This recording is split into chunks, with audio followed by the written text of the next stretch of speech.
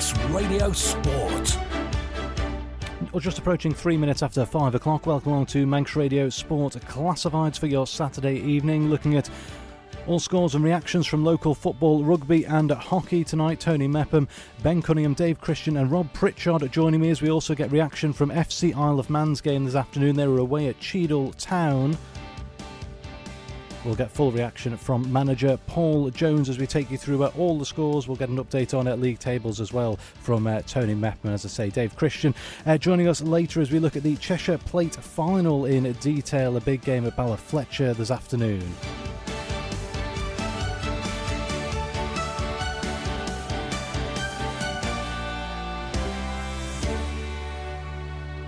But we will start off with the classified results and Canada Life Men's Premier League first of all. Douglas Royal 2, Union Mills 5, Peel 3, Ramsey 0, Russian 4, Laxey 4, St John's 7, Braddon 1, Ayr 2, St George's 0, St Mary's 2, Corinthians 0. DPS Limited Division 2, Douglas High School Old Boys against Douglas and District was postponed due to an unfit pitch.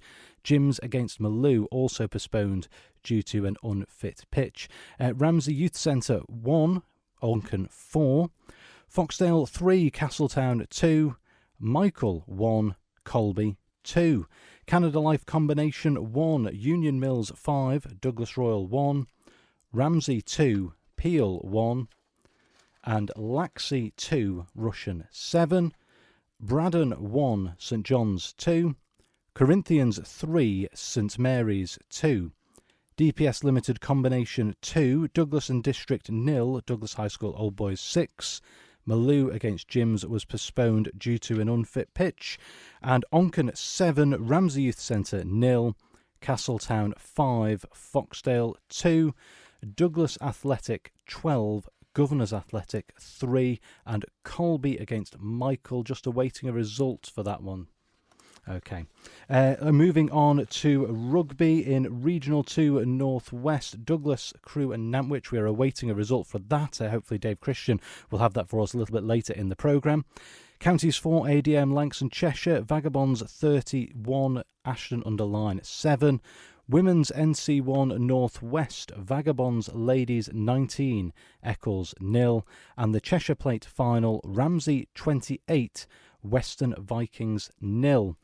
Moving on to hockey, Ladies Premier League, Castletown B 0, Backers A 2, Valkyries A 1, Castletown A 1, Vikings A 9, Harlequins A 0.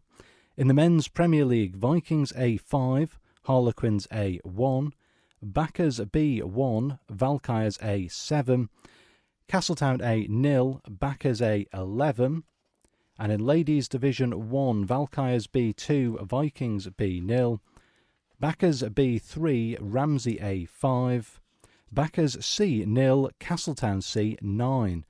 Men's Division 1, Ladies B 4, Vikings C 0, Valkyries B, Castletown B, we are awaiting a result on, as we are with Harlequins B against Ramsey A. Ladies Division 2, Castletown E 8, Harlequins B 0, Valkyries C 1, Ramsey B 1, Vikings C 2, Castletown D 3, and in Men's Division 2, Valkyries C 6, Castletown C 0, Ramsey B 2, Backers D 3, and in the Under-15s League, Valkyries 7, Ramsey Rogues and Rascals 0, and Backers Castletown Sabres. Again, that game's still in play, and we'll get you a result hopefully before the end of the programme. So first of all, then, let's turn our attention to football. Tony Mepham sat across from me. We'll start off with the game you were at today, Tony, for Saturday Live. St Mary's 2, Corinthians 0 at the Bowl. Wasn't a bad game in the end, to be honest with you. The first sort of half was a little bit cagey, 2 or 3 sort of chances for both sides. Probably the best one was Sammy Corkle, who caused all sorts of problems down that left-hand side, and Josh Kane. But Corinthians' defence stood firm, and then in the second half, the game started to open up a little bit better, and then Adam Adibayi looked like he was just going out, just letting the ball run out, and he managed to just reach it, and Stewie Smith as well. Referee judged it was a penalty, and it was Joe Burquist who took it away, giving the lead, and then the game just opened up. It was superb to watch then. Nip and tuck, both sides having a go, and then Joe Burquist scored an absolute belter from just outside the D, about 30 yards out, and struck it. Goalkeeper stood no chance. 2-0. Corinthians had good chances. Josh Ryden will be looking at two of them where, only from 1-2 yards out. It didn't quite happen for them, but, St Mary's got it in the end. If I had to be honest, I thought Corinthians looked the better of the two footballing sides, but couldn't score. And that was quite evident when I spoke to yourself at lunchtime, that there isn't a prolific goal scorer there in the first team. They work hard, and they're all young players, but I'm pretty certain it'll come to them. But well done to St Mary's. OK, Douglas Royal 2, Union Mills 5. That's a huge 3 points that for Union Mills, because when you look at the league table now, Union Mills have played 18 games for 15 points. Still a little bit close to the teams around them. That's St George's, Moran and Bradham, but a big 3 points. And Dominic McCarry-Brennan with one of the goals for Douglas Royal. James Clark got the second one. And then a hat-trick for Luke Booth and 2 goals for Tyler Hughes. Tyler's done well there in that one, and pretty certain Ryan Kelly will enjoy that result, because it takes them out of that danger zone a little bit more. Better looking anyway to me on looking at them league tables. And wins for the top two again. We'll start out in the west of the island. Peel with the 3-0 winners over Ramsey. 3 goals in the second half, was it? Certainly 2 of them came in the second half, I think, there. Yeah, spot on, 2 in the second half, and Thomas Brown it was with the first one after 15 minutes, and then Rhys Oates got the second on 76, and then 7 minutes from the end, Lee Gale, a penalty was awarded to Peel, and Lee Gale put it past the keeper to make it 3-0 to Peel. And again, Ayr leaving it late to get their 2 goals against St George's. Yeah, you get games like that where you've just got to work hard for it. I don't know what St George's team is like today, but Cameron Torr's been in great form lately for Ayr United. He got one, and Harvey Cleater got the second one. So, it's one of those. They've got the 3 points, the important thing, but St George's made him work hard for it. And this was a fantastic game. Russian 4, Laxey 4.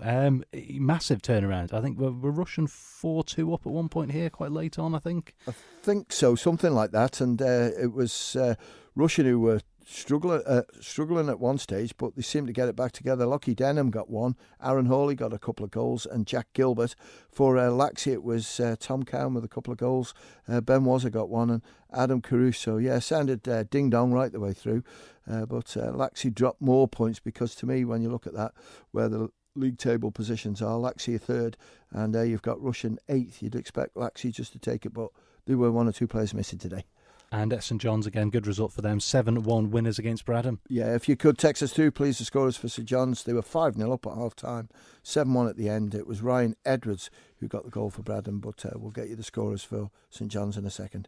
Just to add the Combi result we were missing, Michael 5, Colby 4 was the Combi result that we didn't have when we ran through the classifieds. Moving on to DPS Limited Division 2, Ramsey Youth Centre Old Boys 1, Onken 4. I haven't got any goal scorers on that one, so if someone could text us through that, please. 166 177. OK, Foxdale 3, Colby 2. Castletown 2. It was 1-1 at half time, so an action-packed second half. Yeah, right. Close game this one, and competed right the way through. Jay Chatwood it was who got one for Foxdale, Ricky Newsham and Scott Cameen. For Castletown, it was Fingal Watson and Tom Moore. And I heard that Alex Crawley got a red card on the 91st minute. That was a couple of minutes after the goal scored by Scott Cameen. So a bit of frustration maybe in there. But, when you look at the league tables now, Division 2, that's a huge result that for Foxdale, because now Castletown have played 17 for 39 and Foxdale have played 15 for 41. So they move above Castletown in the league. Onken are still in there competing well, and they picked up another 3 points today. So it does look as if it's a 3-way battle now between Foxdale, Castletown and Onken for promotion. But I think Castletown just dropping points here, there and everywhere. Governors Athletic in the last game, and here they are today, lost out to their near rivals, Foxdale, with that 3-2 scoreline. And Michael 1, Colby 2 is the final result we have for DPS Limited Division 2. Yeah, and I think Colby got their second goal in the last minute. Don't know who got the 2 goals for Colby, but for Michael it was Dylan Parrish who got the goal. And let's move on to the combi games. Canada Life Combination 1. This is the first time this season, Tony, I've done classifieds and done the programme through there, so I've got your predictions written down here. So let's see how I've done pretty well, I think, actually. I don't think you've done too badly. Let's start off then. Union Mills 5, Douglas Royal 1. You had this result right. You thought Mills would do this. Yeah, I think Union Mills, again, have done really well in this league, and marvellous when you compare it to last year. So good turnaround. It was Mika Rowe with 1. James Young got a goal. Matthew Milligan, JJ Griffin and Sid Cowan. It was Andy Curfey and Harry Jones who got a goal apiece for Douglas Royal. And spot on again with your predictions in this one. Ramsey 2, Peel 1. And it was Marcos Casta who got the goal for Ramsey. Ryan Kelly got the second. Joe Krucall got the goal for Peel. And also both sides had a player sent off, but no one's owning up. The first team scored 8 in their game, 9 in this one between Laxey and Russian. Laxey 2, Russian 7. Yeah, and Russian keeping the pressure on Ramsey at the top of the table, and it was Ewan Dawson with a couple of goals. Ryan Crawley got 2, Kyle McGee, well done Kyle. Luke Roberts got 1, and Steve Harris got a goal as well. I haven't got Laxey's goal scorers. Braddon 1, St John's 2. And that's all the information we've got on that one. And clean sweep then in your predictions, Corinthians 3, St Mary's 2. Yeah, and that was the one. I just looked at it and I looked at Corinthians' team and I thought, yeah, they're not a bad side out here, and they've done it today against the more experienced St Mary's team, because Josh Evans got the first one for St Mary's, Max Gelling got the second. I haven't got Corinthians goal scorers in. OK, DPS Limited Combination 2, Douglas and District 0, Douglas High School Old Boys 6. Again, another result you thought was likely to happen today. Yeah, and it keeps Old Boys at the top of the table, and Danny Cowan with 1. Steve McDonald got a goal. Chris Coxon got a couple of goals, and Alex Andres got 2 goals as well. So good result that for Old Boys. Emily against Jim's postponed due to an unfit pitch means we move on to Onken 7, Ramsey Youth Centre 0. Yeah, and that's some result, that one, because when you look at Ramsey Youth Centre, I think they're 4th in combination 2, but today they found it really tough going against Onken's Combi. Jeff Ref Butler got a couple of goals. Kieran Brown got 2. Charlie Morris, Billy Coulter, and Ryan Gildoni it was who got a goal there for Onken. It was quite interesting that 2 of the 16-year-olds new players came in. Cian Johnson played in goal, clean sheet, well done Cian, and Ryan Gildoni, as I've just said, scored a goal as well. So great occasion for those 2 coming into senior football. And Castletown 5, Foxdale 2. Expected this one. Castletown only had 10 players, so pretty impressive really. Charlie Signley, he got 2 goals. Ben Anderson, Aaron Field and Baby Driver Glover got the other one. It was Mike Sloan and Phil Santos who got the 2 goals for Foxdale. And the highest scoring game of the day, Douglas Athletic 12, Governors Athletic 3. Yeah, and we haven't got the goal scorers on that one. So Douglas Athletic, that keeps them in 3rd position. They've played 18 now, but 37 points they're on, alongside Onken, who are on 37. So a good battle going for this league. And Douglas High School Old Boys, who've played 16 for 40. If you're going to ask me to say who looks favourites, I would say Onken slightly, with only playing 14 games, but still a bit of football to be played there. I'm ruining your clean sweep across your predictions. Colby 5, Michael 4. Yeah, it's not too bad. You can see why Max Brady will pay me an absolute fortune to be the football correspondent, because I'm high, and I felt under a little bit of pressure with you at lunchtime, Simon. But Colby 4, Michael 5. But give us a break, will you? That's 9 goals. There's only 1 in it. I've done well. Mystic Mepham, as Rob Pritchard has just shown me across the desk there. I've got the combi goal scorers here for Onken as well. They've just come in. Let's see. George Reff with 2, Kieran Brown with 2, Billy Coulter, Ryan Gilgardi and Charlie Morris. Yep. Got them on. Good man. That the one you had, right? Yep. Okay. FC Isle of Man then in action this afternoon as well, Rob. And well, we were covering this across the afternoon, and what a first sort of 25-30 minutes they had at Cheadle Town. It's quite a roller coaster, wasn't it? Well, not to be, though, for FC Isle of Man in the grand scheme of things. They've suffered their first defeat in nearly a month at the Park Road Stadium today. Full-time score was Cheadle Town 3, FC Isle of Man 2. And after a cagey opening 15-16 minutes or so, the game just seemed to really come alive with 4 goals in the first half. It was Carl McGonigal heading home from a Jordan Lazenbury free kick that put Cheadle Town in front on 14 minutes, but within 2 minutes, minutes, FC Isle of Man were level through a close-range finish from Sean Doyle. From there, it seemed to open up and chances started to become more prominent for both sides in front of goal. Well, Cheadletown did get themselves back in front just past the half-hour mark. Wealth de Silva getting the first of 2 goals for him during the day, getting on the end of a Grady cross and then finishing from the edge of the penalty area. But then again, lightning did strike twice, as we had on Saturday Live earlier today, because FC Isle of Man once again hit back almost straight away within 2 minutes, and it was Sean Doyle again once more from close range to put the Ravens level. 2-2 at half-time it was, and after that thrilling first half from a neutral perspective, you wondered where the second half was going to take you. The second half in itself didn't quite live up to the billing set in the first 45, a much more cagey and uneventful affair, with neither side able to really assert a lot of control and dominance over the other. But Cheadletown, with just over 15 minutes to play, they managed to find that moment of brilliance that second half seemed to need, really. Wealth de Silva again with his second goal of the game, and a fine solo finish it was. Tom Murray with a long ball over the FC Isle of Man defence, and de Silva still had plenty of work to do, but some clever footwork and trickery got him some space on the edge of the box. Into the box he went and just slotted it past FC Isle of Man goalkeeper Adam Killier. So going into the final stages, FC Isle of Man trailing. It very nearly became mission impossible in the 90th minute when Cheadletown were awarded a penalty. Again, Wealth de Silva involved. He was brought down in the FC Isle of Man penalty area with the referee pointing to the spot, but it was the Ravens goalkeeper Adam Killier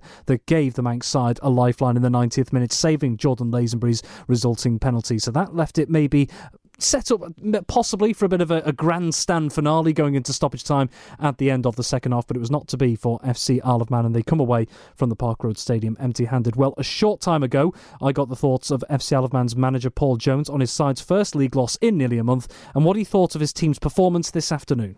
Immediately after the game, I was extremely angry and upset. And as time is passing, I'm still angry and upset because I don't think we should have lost that game of football today. And the reason we didn't was, again, within our own control and not the opposition. So, yeah, bitterly disappointed, really. But, as time kind of passes from the final whistle, you start to reflect a little bit and see some big positives there. But, our, as I said to the club media, our old frailties were clear to see defensively, and also the other end of the pitch where we missed a significant amount of chances, really. So, disappointed is the predominant emotion at the moment, and anger is gradually subsiding. Obviously, a very, from a neutral perspective at least, a very eventful first half. 2 goals for either side. It didn't seem to quite live up to the same billing in the second period, but Cheadletown managed to get that decisive third goal. So what changed, do you think, in the second period that meant...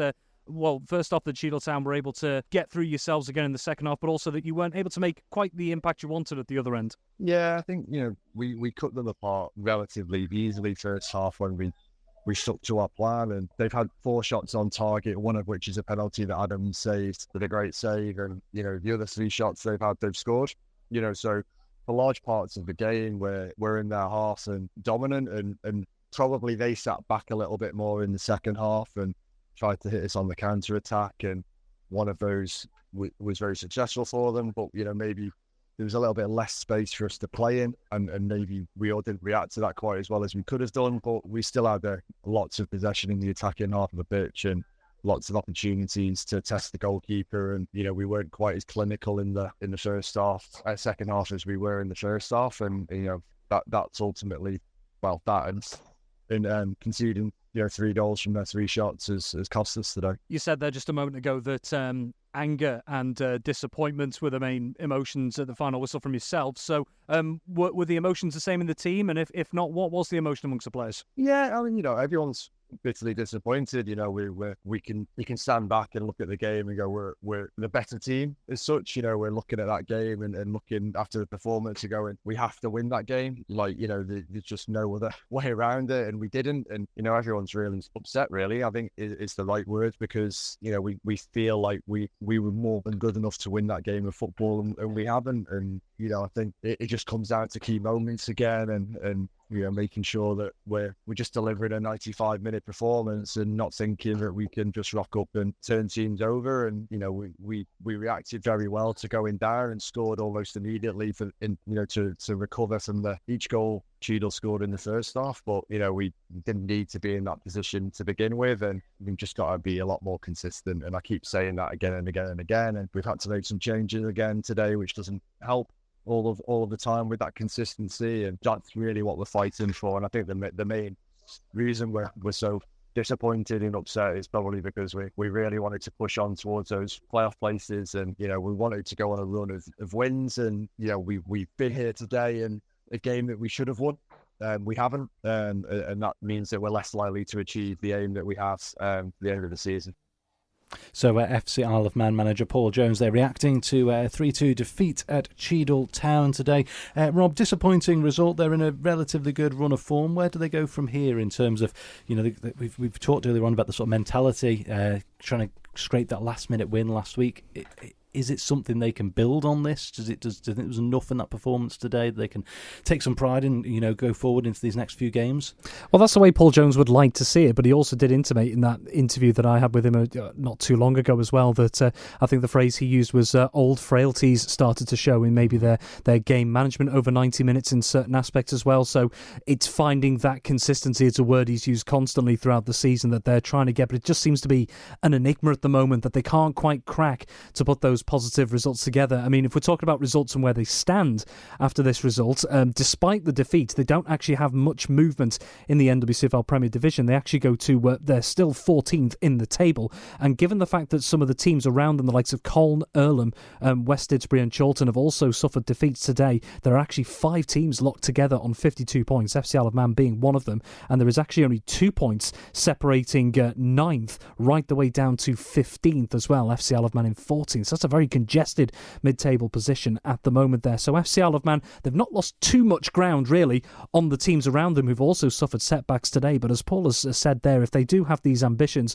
of pushing higher up the table towards the end of the season and maybe trying to mount a charge on those promotion playoffs in the next campaign, seems more likely. It seems like mathematically, although it's still possible, it will require nothing, not much short of a miracle really to be pushing up towards those promotion playoff spots. So in terms of the immediate effect, not too much in terms of the table as well, but as Paul said, the main overriding emotions from that game, anger and disappointment, and although that kind of raw anger from suffering a defeat seems to be subsiding, there's certainly plenty that's going to have to be worked upon going into next week. 2 games, of course, next week, and the first of those on Wednesday night, a rearranged tie away at Earlham, one of those teams that is locked level on points with them, and FC Isle of Man, they managed to earn a very narrow win over Earlham at the Bowl just a couple of months ago as well, so that might give them some heart. But then again, you look at Earlham's recent results, despite the fact they lost 2-1 at Squires Gate today, they also did manage a home win against Bury in the last couple of weeks as well, so it's an Earlham side that are perfectly capable of upsetting some of the big boys in this division. So a very quick reset for Paul Jones and his FC Isle of Man side if they're looking to turn things around on Wednesday night. And not directly FC Isle of Man related, but we were just chatting off air. If people are interested in the NWCFL league table, it's getting quite close at the top there. Bury dropping some points recently. It is indeed. There is 3 teams that have managed to break away in the last couple of weeks. Wythenshawe Town, Wythenshawe FC and Bury as well. Well, looking at the top 3 as it stands, so Bury now moving down to 3rd in the table. They were held to a 2-2 draw at home to Charnock Richard. That's 3 games now they've not been able to find a win, 2 defeats and that 1 draw today. They'd also had defeats against Barnoldswick Town and away at Earlham as well, and that means after 40 games they sit on 81 points. Going up above them into second is Wythenshawe FC. What a season they're having as well. Newly promoted from Division 1 South, and clearly things working out brilliantly for that Wythenshawe FC side at the moment. They move into second also on 81 points, but ahead just by 1 goal on goal difference. But crucially as well, with 2 games in hand, they've played 38. And moving to the top this weekend after 41 games is Wythenshawe Town. They move 2 points clear on 83 points. But again, they've played 3 games more than Wythenshawe FC and 1 game more than Bury. So very tight and congested at the top indeed. Rob Pritchard, Tony Mepham, thank you very much for reaction there to football on Ireland today, and of course FC Isle of Man's game away at Cheadle Town. Manx Radio Sport. 26 and a half minutes after 5 o'clock, Manx Radio Sport Classified. Simon Quine with you as we move on to rugby, and joining us hopefully a little bit more warmed up now, he's back in the north of the island, is Dave Christian. Yeah, good evening, Simon. Yeah, much warmer now, and I think the first thing I had to do was actually put dry socks on. The bottoms of my trouser legs had got wet and the water was running down my legs into my boots, so I was sort of filling up from the inside out. Anyway, I'm warm and dry now. The results is the important thing.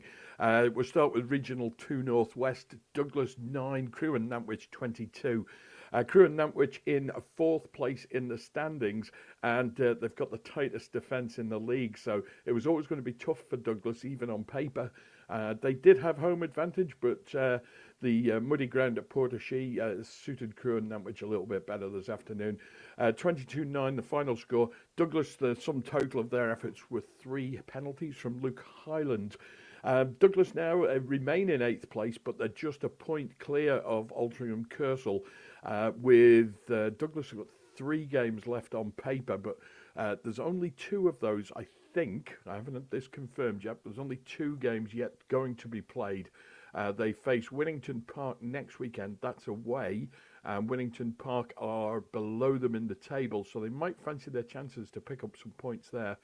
Their final game, though, is away at Furwood Waterloo, and Furwood Waterloo are in 2nd place in the table, level on points with Bowden. So Waterloo are going to be taking this one very seriously, I think, and you don't hold out much hope for Douglas to pick up points there. Their 3rd game is against Birkenhead Park, and Birkenhead Park had a win this afternoon. They won, where are we now? They won 30 points to 29 away at Kirby Lonsdale, and that confirms them as league champions with 3 games to spare. So with Birkenhead Park already having won the title, I suspect, and I'm only guessing, that the league will say there's no need for this fixture to be played. Douglas look to be safe from relegation, and Birkenhead Park have already won the title and will be promoted, so there's no point in playing the extra fixture. So positive news for Douglas. They're finishing the season lower end of mid-table. That's the best they could hope for, I think, in the circumstances. Counties 4, ADM, Lancashire and Cheshire, though, is a little bit of a different kettle of fish after this afternoon's result. Vagabonds in 3rd place beat 2nd place Ashton-under-Lyne 31 points to 7 at Ballafletcher, and Vagabonds now take over that 2nd place. They are on 45 points. They're tied with Ashton-under-Lyne, but are ahead on superior points difference. Top of the table are 4 points away. That's Colne and Nelson. Now, Vagabonds play Vagabonds play Colne and Nelson even on the final weekend of the season, which is the 6th of April for Vagabonds. Colne and Nelson play Ashton-under-Lyne next week. Now, a Colne and Nelson win will give Vagabonds a tremendous boost, because there's not many games left, and they might just sneak into the promotion places, particularly with a win away from home in the final game. Today, it was 12-7 at half-time. Tries for Vagabonds from Regan Williams and Cal Donnell in the first half. 1 conversion from Daniel Bonwick. And Ashton hit back with tries from prop George McCallan and Connor Winfield with the conversion. So it was all really tight at half-time. In the second half, though, Ashton-under-Lyne got caught with the ball in their own goal area. It was fumbled, and Matty Jones chasing for Vagabonds. He got the touchdown, and that put them 17-7 in front. And then Ashton-under-Lyne pressed the self-destruct button. They lost a man to a yellow card initially, and that quickly turned into a red. It was their left wing, Katab Adulami. He got a yellow card, but as he was going off, he returned to push one of the Vagabonds players. There was obviously a bit of verbals going on, I think, and referee Gareth Hinch had no option really but to show him a second yellow. That reduced them to 14 men. Vagabonds then pushed the attack button, and Matty Jones picked up his second try of the game 25 minutes into the half. And then Regan Williams picked up his second of the game with about 10 minutes to go. And Bonwick added another conversion in amongst all that. So comfortable win there for Vagabonds. Bonus point for them as well. They'll be happy with today's work. They couldn't have done any more. They've denied Ashton-under-Lyne any chance of a bonus point this afternoon. And they've got the best possible chance they could hope for going into those final week matches and the shot at promotion that they have.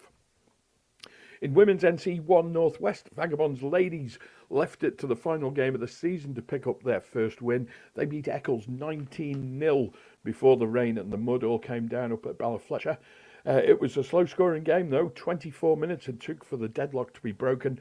And finally, Vagabonds, with all the early pressure, playing with the wind behind them, they were inside the Vagas and inside the Eccles 22. Bliss Murta it was with the touchdown from a Leona McGovern chip ahead. Murta with the quickest set of feet to get to the bouncing ball. That made it 5-0, and that's how it stayed until half-time. Early in the second half, Sophie Henry with a big surge for the line, close range, and as she hit the ground, she managed to pop the ball up, and Malin Campbell was in support. That doubled the Vagabonds' lead to 10-0. Sammy McDonald added the conversion to make it 12. And then right at the very end, stoppage time, it was Malin Campbell in for her second of the game. A powerful run from just inside the Eccles 22. And there was nobody stopping the big number 8 once she got going. Sammy McDonald added the conversion for that. And for Vagabonds, it's been a very, very tough season. They've not had the best of fortune as the season progressed. And this was their first win. They've got 6 points in total from their 10 games now. They picked up a losing bonus point a couple of weeks ago. So difficult for them, but they got a lot of new players. Those new players now have a season's worth of experience in them. And chatting to some of the spectators there this afternoon who hadn't been to watch Vagabonds ladies as many times as me, they said what a massive change it was from the early part of the season. The girls really had a lot of structure and organisation to their play, and it all looks well for them next season. And the final game of the afternoon was the Cheshire Plate final, no less. Ramsey and Western Vikings, and that was a horrible game. The weather was terrible. The ball was like a bar of soap. The pitch was muddy. Players were slipping over without being tackled. The ball kept continually getting knocked on. Really, really miserable conditions up there at Ballafletcher. However, Ramsey it was who took the lead. It was a penalty try. We don't see many of those. But Jake Richmond had kicked the ball ahead. He was chasing after it. It was inside the Western Vikings in-goal area, and somebody hauled him back by his shirt collar. And referee Joe Phelan decided that a try would have been scored had it not been for the foul play. He awarded the penalty try. That gave Ramsey a 7-0 lead, and that's how it stood at half-time. And in the second half, the teams turned round. Ramsey had the wind behind them this time, and they made the most of it. Tries came in very quick succession in the midpoint of the half. Ramsey standoff, Josh Lease got the first one. He chipped the ball into the in-goal area, won the foot race to it. In fact, a slide race more likely. The players sliding in on the ground from a few yards out. But Josh Lease got that one. Nathan Robson added the conversion. Western Vikings then attempted a clearance kick. That was sliced by Ryan Burke, went straight out towards the Ramsey wing. Jake Richmond fielded the kick. He managed to pop the ball down out of the tackle to Connor Cracknell, who went in for the try. And Ramsey's third try, or fourth try if you count the penalty, the fourth try came again from a Western Vikings handling error. Ramsey had kept Vikings pinned back inside their own 22 for a continuous period of time. And finally, Vikings trying to get the ball out from behind their own try line. The ball was fumbled, and it was Ramsey hooker Ben Hardman who swooped on the loose ball for the score. And Nathan Robson converted that one. He also converted Connor Cracknell's from out wide, so he's 3 from 3 with the boot this afternoon. And Ramsey, in the end, comfortable 28-0 winners. But Western Vikings made them work for that. 7-0 at half-time tells you all you need to know about that game. Vikings were right in it. They just couldn't quite get through the Ramsey defence. And with a little bit more penetration, I'm sure that Vikings would have gotten on the scoreboard, but they didn't really have too many chances with Ramsey starving them of the ball for much of the game. So congratulations to Ramsey. It's their first Cheshire silverware and the first silverware of the season here as well. The Cheshire Plate coming to the Isle of Man, and representatives from Cheshire RFU. I think President Dennis Marnie was there to present the trophy, along with Lieutenant Governor Sir John Lorimer, who is a thoroughly decent chap, even though he's a Saracens fan. He enjoys his rugby, and he's a regular fixture on the touchline on the Isle of Man. So well done, everybody, for those conditions. It wasn't good out there, but congratulations to Ramsey, Cheshire Plate champions. Dave Christian, thank you very much. Manx Radio Sport. 24 minutes away from 6 o'clock then, and we move on to hockey, and Ben Cunningham joining me in the studio, and we'll start off in Ladies Premier League. Some big results in the Ladies Premier League today. We'll come to those in just a second. First of all, though, Castletown B Backers A2. Yeah, not the result Castletown B want, because they've now got to get something from their final 2 games, or it is relegation next weekend if they cannot get anything from that game. Backers, though, good result for them. Donna Harrison and Emma Corty with goals each. Okay, and this is where things get really interesting, like you say, heading into the last 2 rounds of fixtures. Valkyries A1, Castletown A1.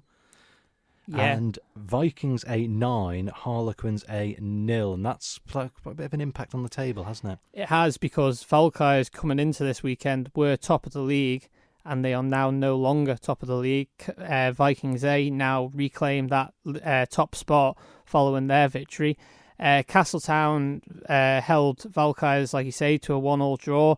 Valkyries' goal scorer was Becky Pate, and the Castletown goal scorer was Abby Sutterby. And then for Vikings, it was Sarah Blackman with 4, Kim Carney with 2, Morven Smith with 1, Kirsty Cooper with 1, and Jen Turner with 1. And that sets up a massive last 2 fixtures coming up. And if it goes down to the last day, Vikings meet Valkyries on the last day of the season. So what a finale we have in store. So winner takes all in a couple of weeks potentially then. If the results go their way next week anyway. Yeah. Moving on to Men's Premier League, Vikings A5, Harlequins A1. Yeah, a good result there for Vikings. They knew they had to go and get the win today. They still remain 1 point clear at the top of the league. John Cooper with 2, Macklin Wilson with 1, and Ben Dougal. Macklin Wilson with 2. And Ben Dougal with 1, and then for Harlequins, the consolation from Cameron Room. Okay, Backers B1, Valkyries A7. Yeah, and to my maths, that is Backers B relegated from the Premier League now. It's now mathematically not possible for them to keep themselves safe. Backers B's goal scorer was Doug Quayle, and then for Valkyries, it was Ethan Adams, Chris Adams, Greg Miller, Neil Jacobs with 2, Ollie Webster, and Lewis Nova-Smith. Okay, and the Backers A team, high-scoring game involving them. Castletown A0, Backers A11. Yeah, really high-scoring game. I knew Castletown were struggling this weekend, and unfortunately, it's been shown by the result here. Tony Bentley-Roberts with 3, Luca Pilato with 3, Elliot Reid with 2, Johnny Callow with 1, Keir Ledridge with 1, and Reese Williams with 1. Okay, we move on to Ladies Division 1, Valkyries B2, Vikings B0. Yeah, this was the game I umpired today, and half time it was 0-0, so it was all to play for in the second half. And then Valkyries found the way through Vikings' defence, and they got the 2 goals that got them the victory, and that sets up a massive end to the season in Ladies Division 1, which we'll talk about shortly. Steph Cottier and Emma Miller for Valkyries B. Okay, Backers B3, Ramsey A5. Sounds like a good end-to-end game. It was a very, very fantastic comeback from Ramsey, because they were 3-0 down. This was another game I've umpired today. But it was a really enjoyable game. Of course, Backers were 2-0 up at half-time. They then went and got their 3rd goal in the early stages of the second half. And then Ramsey had a massive, massive comeback, and they got the result. And it was Ellie Pearson-Bass, Sienna Millwall, and Sam Franklin for Backers B. And then for Ramsey, it was Vic Garner with 3, Caitlin Burnett with 1, and Christina Kameen with 1.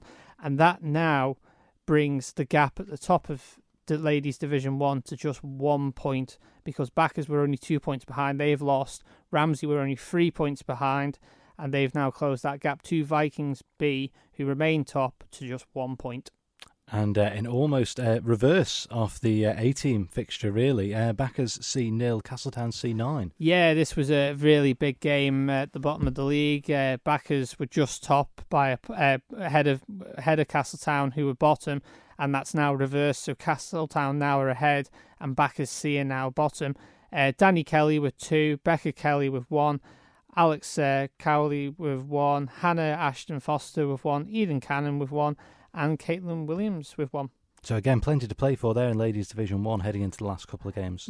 Absolutely. There's massive results this weekend, which are now set up a big finale for the last 2 weekends going forward. Okay, we move on to Men's Division 1, Vikings B4, Vikings C 0. Yeah, you'd expect the B team to overcome the C team, but the C team have gave their B team a good game by the looks of it, and just keeping it to 4 goals, so a good performance there by the C team. Charlie Bell with 2, Alex Birch with 1, and Cian Bentley with 1. Okay, Valkyries B4, Castletown B 0. Yeah, the league leaders carry on their good form. They remain top, and that was thanks to goals from Chris Thomas with 3 and Michael Deal with 1. And Harlequins B1, Ramsey A8. Yeah, big result there for Ramsey. They knew they had to go and get the result today to keep the chase on Valkyries at the top. For Ramsey, it was Connor Parfitt with 4, Alex Neal with 1, Ollie Brew with 2, and Dan Cross with 1. And then the consolation for Harlequins was Killian Dallin. Okay, Ladies Division 2, Castletown E8, Harlequins B 0. Yeah, this was another game I've umpired today. Busy day, haven't you, Ben? Yeah, I've enjoyed my day down there, Castletown. The weather was very manx. Let's put it that way. Ashton Flick with 1, Kira Trimmers with 1, Aileen Cullen with 3, and Dus Verse with 3. Okay, and I've scribbled on top of this result. I think I know which way around it is. Valkyries C1, Ramsey B1. That's correct. Yep, I've got that. Very even game from both captains' report.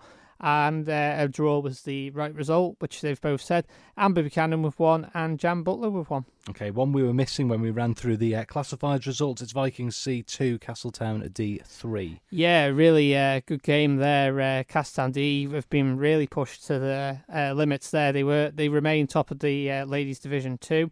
Lola Hornby Wheeler with 1 and Sophie Pfeifman with 2. And then for Vikings C, it was Joanna Roney and Selby Roney. Okay, Men's Division 2, Valkyries C6, Castletown C 0. Yeah, a good result there for Valkyries C. Of course, Castletown, a few of their teams have been struggling this weekend, so it's good that they've managed to get all their teams out this weekend.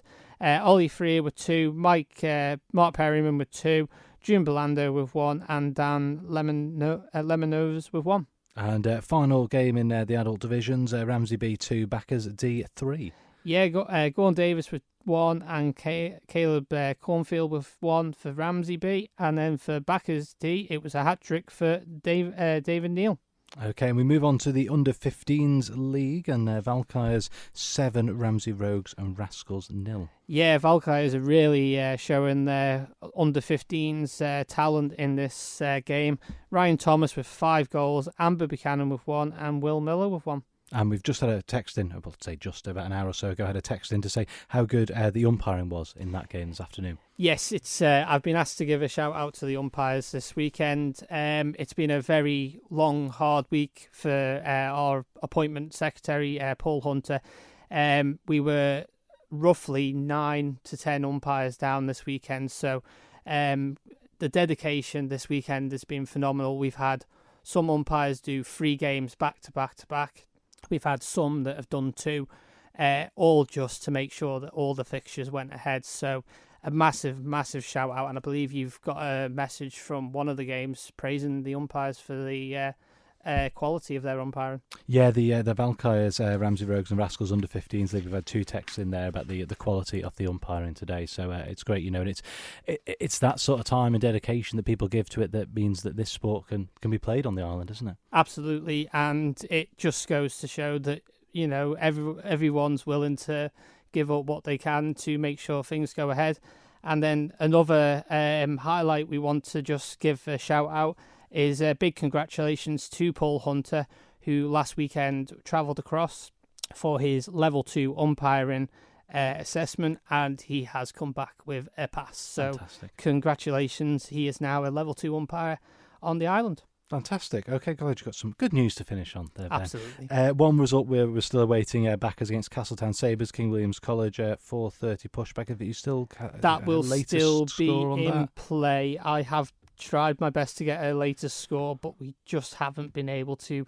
But that game will still be in play. It'll probably be in the last 10-15 minutes now. Okay, well, we'll get that up online at manxradio.com as soon as we get that. Ben, thank you very much, and looking forward to your last 2 rounds of fixtures. There's some exciting games, and there's going to be a lot of chopping and changing in those tables before the season's up. Absolutely. So we've got next weekend, full league fixture, then we'll have a week break for Easter, and then we have the finale after Easter.